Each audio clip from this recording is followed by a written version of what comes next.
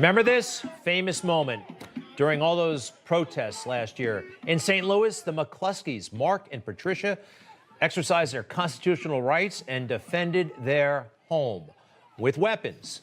Now, they didn't fire those weapons. They were charged. Let's see. They were charged with a felony, I believe, and they got into a lot of trouble. The news, though, today is they both pleaded guilty to misdemeanor offenses.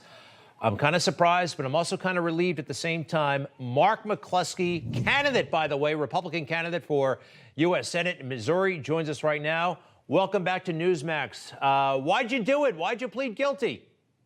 Well, you know, we were originally charged with 2 felonies each that could land us 4 years in the slammer.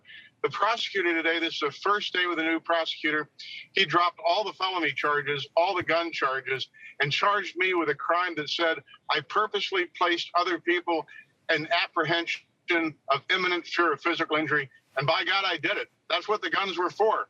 The guns were there to scare people off and make sure they didn't approach us. And that's what the guns did. And as I said in the courthouse steps, if that's a crime in Missouri, I did it, and I'll do it again. Well, hey, by the way, what about a penalty here? Community service or a slap on the wrist? What happens next?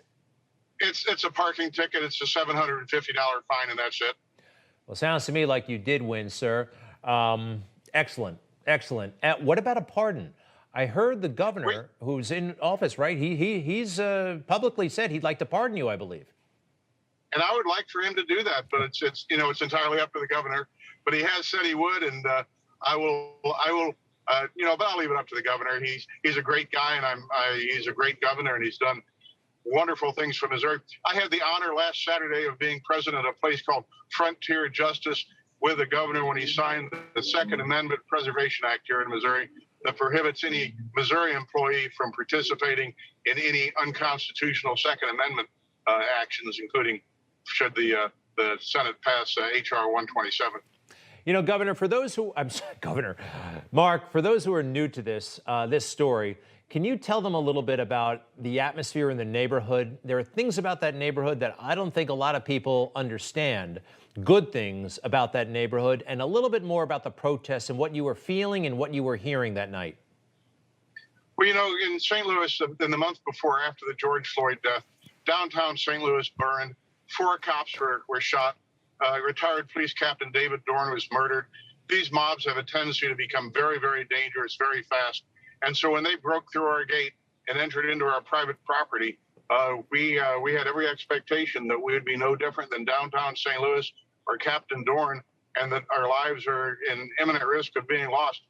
So we grabbed our weapons and we stood out on the front porch, which is what the Second Amendment is there for, to keep and bear arms. And we were bearing our arms. And you know, when the prosecutor today said that he's charging me with intentionally putting people in imminent fear of physical injury, well, that's what the Second Amendment was there for, and I did it, and I couldn't say no to that one. Well, there was a deterrent factor. I think no one was going to. I didn't see anybody get too close to your house. But before this, like your neighborhood has been historically racially diverse, and I think a lot of folks unfairly saw you. They maligned you. Oh, there's a white guy with his gun threatening black people. They don't understand the McCloskeys, in my opinion. Well, right across the street from us has been a black family for as long as I've been here. In fact, many years longer.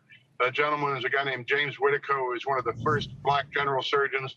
My next door neighbors on the other side are a mixed race family. Across next door to Dr. Whitaco's house is a couple of gay gentlemen, and it's a very diverse neighborhood and always has been. All these attempts to paint us as some kind of white supremacist stronghold, it's just ridiculous. So what's great about this, my sense is you would not be running for the United States Senate if this didn't happen. Something great has happened as a result of this. How's the campaign going? And do you agree with me? I mean, or am I wrong? Did you always want to run for the Senate? Was this part of the plan, or did this unleash some things?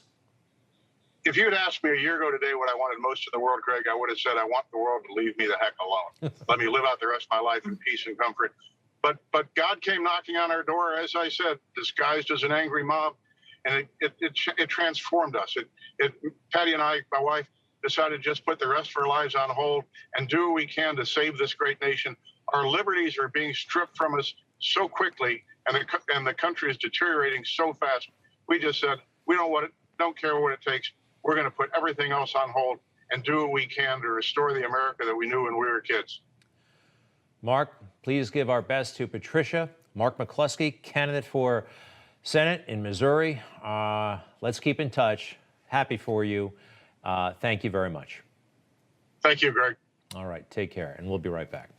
You just watched Newsmax TV, America's fastest growing cable news channel, now in more than 70 million homes. You can get Newsmax TV on your cable system or check your cable guide. And if your system doesn't carry Newsmax, call them, tell them you want Newsmax TV, because we're real news for real people.